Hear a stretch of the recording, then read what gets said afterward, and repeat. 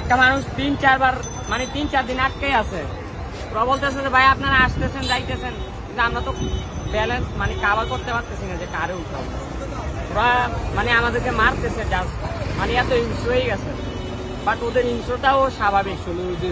3-4 দিন আটকে রয়েছে, খাবার পানি নেই, আপাতত খাবার পানি আর হচ্ছে খাবার। মাঠে গিয়ে কি দেখছো, কি অবস্থা ওইখানে? হচ্ছে আপনার মানুষ তো লাখ লাখ আটকে আছে, বাট বুট সংখ্যা খুবই কম, রেস্কিউয়ার খুবই কম। আমাদের আরো জনবল লাগবে, উদ্ধার কর্মী লাগবে। আর সরকারের কাছে আবেদন, আপনাদের যত ধরনের ইকুইপমেন্ট আছে বন্যায় ব্যবহার করা যাবে, আপনারা তাড়াতাড়ি জরুরি প্রজ্ঞাপন জারি করে নিয়ে আসেন। আমরা নিজ চোখে দেখছি হেলিকপ্টার ঘুরতেছে আকাশে। আমাদেরকে গুলি করার সময় হেলিকপ্টার ছিল, এখন কেন হেলিকপ্টার নাই? মানে কি বলবো, কথা তো বের হইতেছে না। ওইদিকে গেলে মানুষের যে একটা অবস্থা, বাচ্চা কাচ্চা ছোট বাচ্চারাও আটকে আছে, ছোট বাচ্চারা আটকে আছে।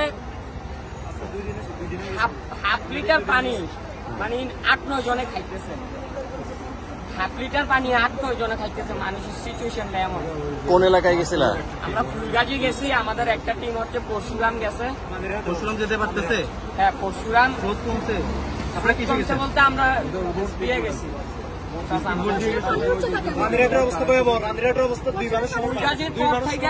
ফুলগাজীর পর থেকে পানির এমন উচ্চতা যে 1 তলা 1.5 তলা সমান পানি, মানে ঘরগুলো যেগুলো এগুলো দেখা যাইতেছে। 1 তলা 1.5 তলা, যাদের বাড়ি 1 তলা তাদের কি অবস্থা?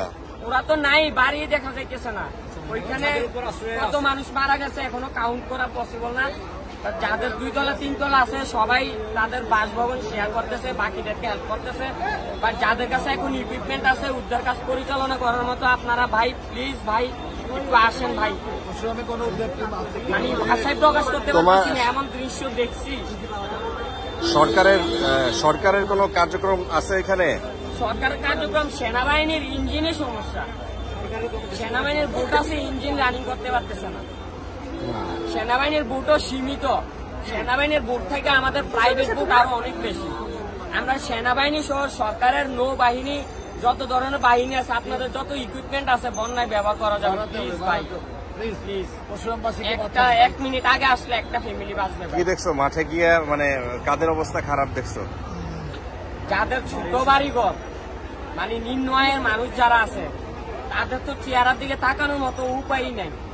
তাদের চেহারার দিকে তাকাইলে আমাদের চেহারা ঠিক। তোমরা এই ছোট্ট একটা বোট নিয়ে গেছো তো, যে ওই টাইপের একটা ছোট্ট স্পিড বোট, ওখানে মানুষ ধরো 10 জন, আর তোমাদের মানুষ আছে লাখ লাখ মানুষ। আমাদের প্রতি মানে ঘৃণা প্রকাশ করতেছে।